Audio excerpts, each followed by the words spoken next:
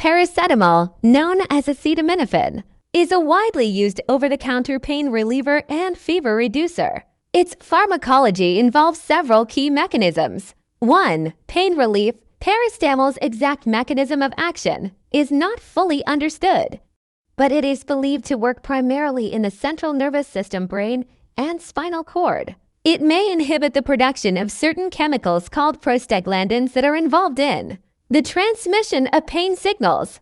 2. Fever reduction, like its analgesic effect. Paracetamol's antipyretic fever-reducing action is thought to be related to its influence on prostaglandins in the hypothalamus, a part of the brain responsible for regulating body temperature.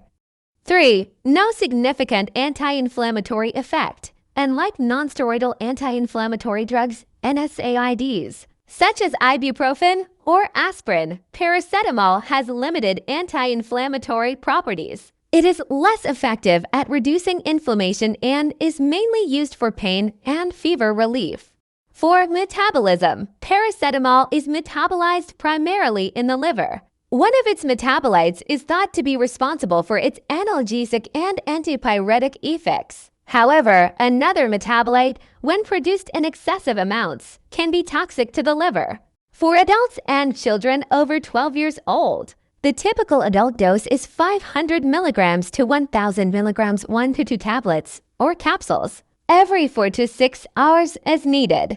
The maximum recommended dose should not exceed 4,000 milligrams for grams per day. Exceeding this limit can lead to liver damage. For children ages 2 to 12, the dosage for children is usually based on their weight. A common guideline is 10 to 15 milligrams of paracetamol per kilogram of body weight. For example, a child weighing 20 kilograms might be given 200 milligrams to 300 milligrams of paracetamol every 4 to 6 hours as needed. Always use a dosing chart or consult a healthcare provider for specific guidance based on the child's weight. For infants and babies ages 0 to 2, paracetamol for infants typically comes in liquid or suspension form. The dosing instructions will be based on the infant's weight and age.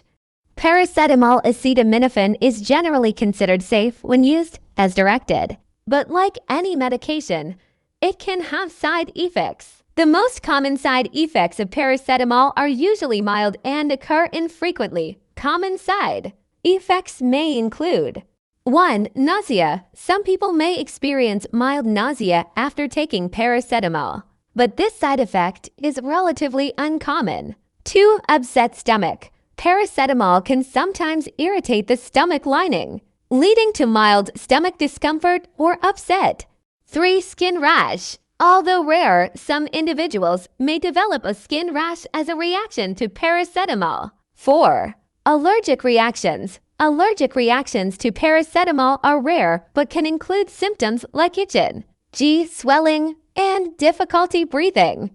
Paracetamol acetaminophen can interact with other medications or substances, potentially affecting its effectiveness or causing adverse effects. Here are some of the most common interactions to be aware of. 1. Alcohol. Combining paracetamol with alcohol can increase the risk of liver damage. Both paracetamol and alcohol are metabolized in the liver, and the combination can put extra stress on this organ. It's advisable to avoid alcohol when taking paracetamol. 2. Other medications containing paracetamol. Be cautious when using multiple medications, as paracetamol is a common ingredient in various over-the-counter and prescription drugs. Taking multiple medications that contain paracetamol can lead to unintentional overdose. 3. Warfarin and other blood thinners. Paracetamol can potentially increase the risk of bleeding when used with anticoagulant medications like warfarin. It's essential to monitor for signs of bleeding and consult a healthcare provider if you are taking both types of medications. 4. Isoniazid. Isoniazid, a medication used to treat tuberculosis, can increase the risk of liver damage when used in conjunction with paracetamol. Healthcare providers may need to monitor liver function in individuals taking both drugs. 5. Carbamazepine. Carbamazepine, an anticonvulsant medication, may reduce the effectiveness of paracetamol if you are taking both medications. Your healthcare provider may need to adjust the paracetamol dosage. 6. Phenytoin. Phenytoin, another anticonvulsant, may also reduce the effectiveness of paracetamol. Dosing adjustments may be necessary when using both medications. 7. Cholesteramine. Cholesteramine, a medication used to lower cholesterol, can reduce the absorption of paracetamol. If you are taking both drugs, it's best to separate their administration by a few hours. 8. Medications that affect liver function. Medications that affect liver function can interact with paracetamol, potentially increasing the risk of liver damage. It's important to inform your healthcare provider about any liver-related conditions or medications you are taking.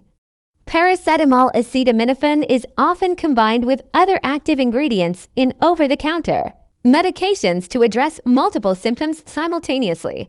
Some common combinations include 1. Paracetamol and caffeine. This combination is often used in headache or migraine medications. Caffeine can enhance the effectiveness of paracetamol in relieving pain. 2. Paracetamol and antihistamines. Some cold and flu medications combine paracetamol with antihistamines to relieve fever, pain, and allergy symptoms like runny nose and sneezing. 3. Paracetamol and decongestants. Cold and flu medications may also include decongestants alongside paracetamol to alleviate nasal congestion and pain. 4. Paracetamol and codeine. This combination is sometimes prescribed for moderate to severe pain relief. It's typically available by prescription due to codeine's potential for dependence. 5. Paracetamol and ibuprofen. Some combination products include both paracetamol and ibuprofen to provide relief from pain and reduce inflammation. However, it's essential to use these combinations as directed, as they can have side effects and interactions. Paracetamol, also known as acetaminophen in some regions, is generally considered safe for pregnant women when used as directed and in recommended doses. However, it's essential to use paracetamol under the guidance of a healthcare professional during pregnancy. Pregnant women should follow the recommended dosage and avoid exceeding the maximum daily dose. Paracetamol is generally considered safe for people with diabetes when taken as directed. It doesn't affect blood sugar levels, so it's a suitable option for pain relief or reducing fever for individuals with diabetes.